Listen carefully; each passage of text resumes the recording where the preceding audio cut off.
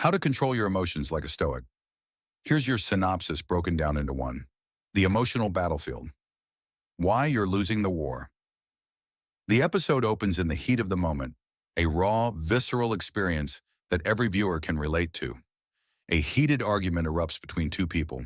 Words sharpen into daggers, emotions boil over, and before either party realizes it, the damage is done. A shattered friendship, a burned bridge, or a spiraling conflict that will take years to undo. But what if it didn't have to be this way? The camera shifts to another scenario. Someone staring at their phone, a wave of regret washing over them. They hesitated.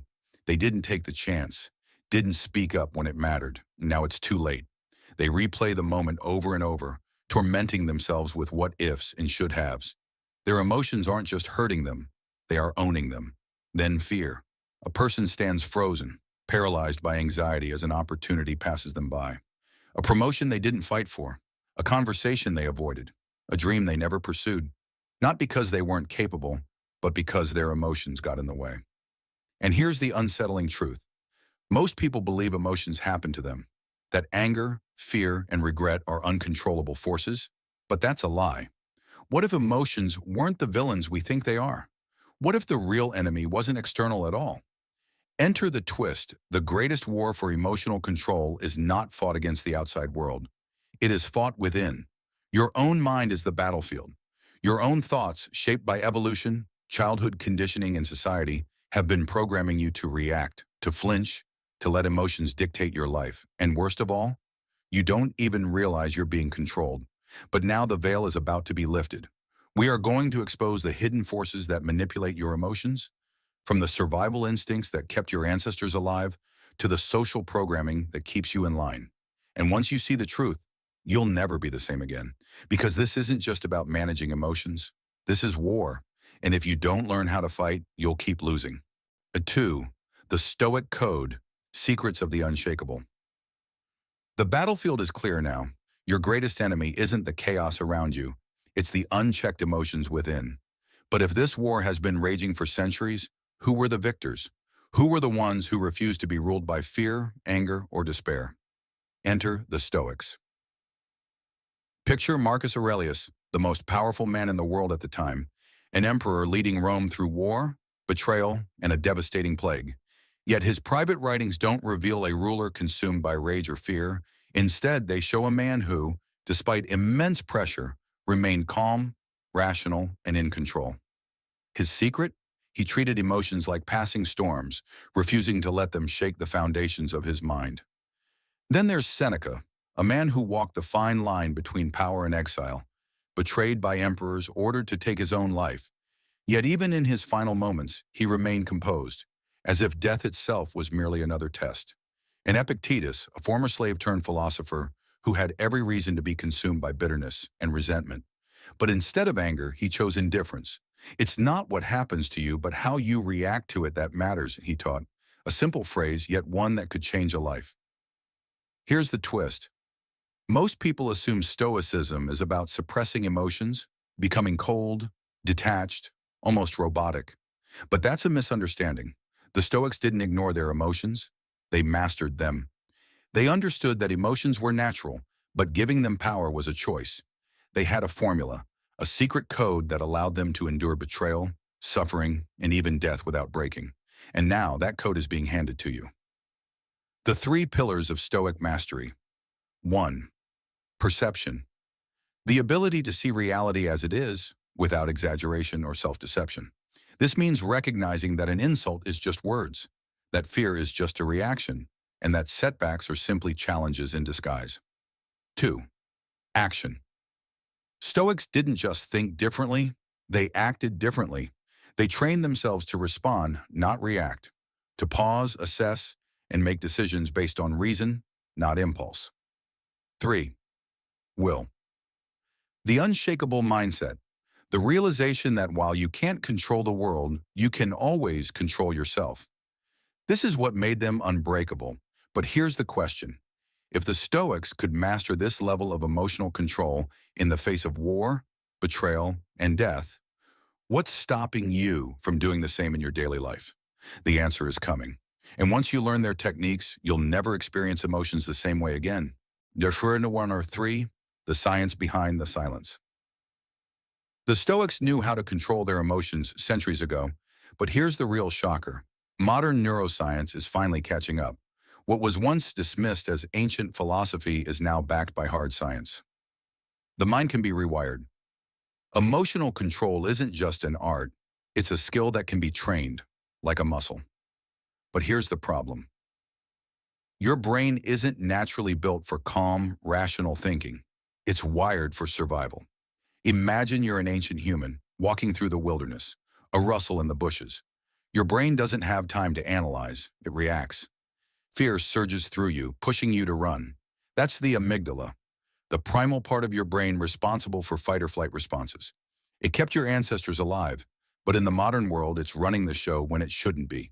Every time you get angry over an insult, panic over an email, or regret a missed opportunity, it's the amygdala hijacking your mind. It floods your body with stress hormones, forcing you into reaction mode. And the worst part? The more you react emotionally, the stronger this neural pathway becomes. Like a path in the forest, the more it's walked, the deeper it gets. But here's the twist. You're not stuck with the brain you have. You can rewire it. Neuroscientists call this neuroplasticity, the brain's ability to change and form new pathways. And guess what?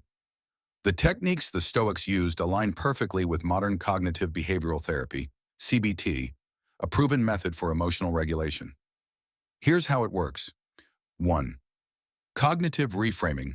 Perception is everything. The Stoics taught that nothing is inherently good or bad. It's all about how you see it. Modern psychologists call this cognitive reframing. Example, instead of seeing failure as a disaster, reframe it as feedback. Instead of viewing criticism as an attack, see it as a lesson. Your brain will start forming new, healthier thought patterns. 2. The 10-second rule, taming the amygdala. The amygdala fires instantly, but logic, controlled by the prefrontal cortex, takes longer to engage. Here's the hack. When emotions rise, wait 10 seconds before reacting. Deep breathing, counting, or even physically pausing gives your rational brain time to take control. Studies show that this small delay can dramatically reduce emotional outbursts. 3.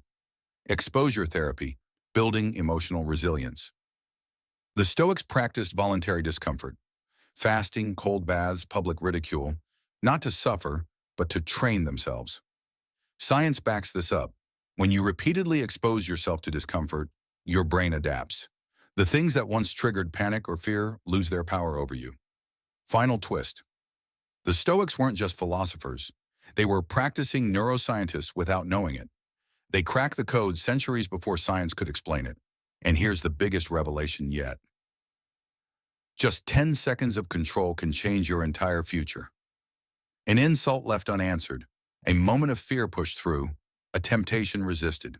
These small victories rewire your brain over time, shifting you from an emotional slave to a master of your own mind. Now the question is, will you take control, or will your emotions keep controlling you? The test is coming, and this time, you'll be ready. Stoicism. 4. The test. When the world pushes, do you break? Theory is easy. Wisdom sounds great in books. But what happens when life hits you? When the world throws its worst at you, do you remain calm or do you crumble? Because make no mistake, the world will test you. Imagine this. You're in a room full of people, and suddenly someone mocks you in front of everyone. Laughter erupts. Your face burns. Your pulse spikes. Your mind screams, fight back. Say something. Don't just stand there. But what if you didn't? What if you smiled, nodded, and let it slide off you like rain on stone? The room moves on, and you walk away with your power intact. They expected a reaction. You gave them nothing. You won. Or maybe you're betrayed. A friend, a partner, someone you trusted turns against you.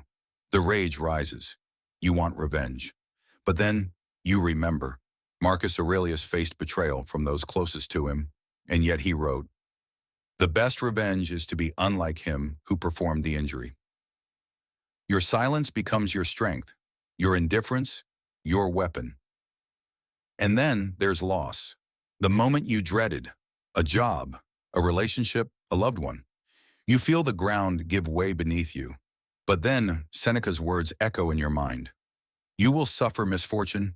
It is your duty then to meet it well. You breathe, you grieve, but you do not break. Because suffering is inevitable, but despair is a choice. Here's the twist. These aren't hypothetical situations. They will happen to you. The world will push you, provoke you, try to break you. 5. The Stoic within your final transformation. Now the journey culminates in the ultimate test, the transformation of the self. You've learned the philosophy, you've seen the science, you've watched the theory play out in real-life scenarios, but it's not enough to understand the Stoic teachings. You have to live them. And now the moment has arrived for you to prove it. Introducing the 7-Day Stoic Challenge. 7 days, each with a new, purposeful task designed to push you beyond your limits. The challenge is simple but profound. It's not about perfection, it's about transformation. It's about seeing the world through a Stoic lens and responding not from impulse, but from strength, wisdom, and clarity. Day 1. The Power of Perception. Today you will look at the world through a new lens. Every annoyance, every irritation, every frustration will be seen for what it truly is. A test. A misstep by a colleague, an unexpected change of plans. Reframe it. Instead of complaining, you will see opportunity. Instead of frustration, you'll find peace. You will train your mind to choose how you respond. The challenge. Whenever you feel the sting of annoyance or anger, you will immediately pause and change your perspective. Day 2. The pause before the storm. You've already seen how emotions can hijack your brain in a split second, but now you will reclaim that moment. Today, every time you feel your emotions bubbling up, whether it's anger, frustration, or fear, you will count to 10, breathe deeply, and center yourself. Just 10 seconds of control. Will you be able to press pause on that natural, automatic response and allow your rational mind to take control? Day 3. Voluntary discomfort. The Stoics believed in training through discomfort. Whether it was fasting, walking barefoot in the cold, or facing ridicule without flinching. Today, you will deliberately put yourself in a slightly uncomfortable situation. It might be as simple as skipping your morning coffee, taking a cold shower, or speaking in front of a group. The goal isn't to suffer, it's to prove to yourself that you can endure discomfort without reacting emotionally. The discomfort is your ally, not your enemy. Day 4. The acceptance of what you cannot control. You've already learned that you can control your reaction, but can you control life? Today you will face something completely out of your control, a last-minute change in your plans, a delay, or an unplanned inconvenience. The challenge is simple. Accept it without complaint. This is your moment to embody the Stoic truth that you cannot control the external world, only your response to it. Day 5. The Power of Indifference. A confrontation is inevitable. Someone will provoke you, criticize you, or challenge you. Here's the test. Will you let it shake you, or will you let it pass like a cloud? Today you will practice indifference. Not coldness, but a calm, unshakable ability to remain unaffected by external forces. Someone insults you, and you remain silent. Someone challenges your beliefs, and you let it go. Your inner peace becomes your shield. Day 6. The Focus on Action. Today you will move beyond theory and take action. The Stoics didn't sit idly. They lived their philosophy through deliberate, purposeful action. Choose a task that you've been avoiding, perhaps a difficult conversation, an overdue project, or a long postponed decision, and take action on it today. Don't procrastinate. Don't let fear or doubt control you. Take one step forward, no matter how small. Day 7. The Final Test. Now you're ready for the final test, a real-world situation where everything will be pushed to the limit. It might be a confrontation, a loss, a moment of intense pressure. Whatever it is, the challenge is this. Respond with Stoic calm, clarity, and power. When the world pushes, will you remain unmoved? Will you rise above it, not out of indifference, but out of mastery? Final twist. The real revelation of this challenge isn't that you'll always succeed. Perfection is an illusion. The true transformation happens when you realize that you don't have to be a slave to your emotions. You don't have to react in anger, fear, or doubt. You have the power to choose your response no matter what life throws at you.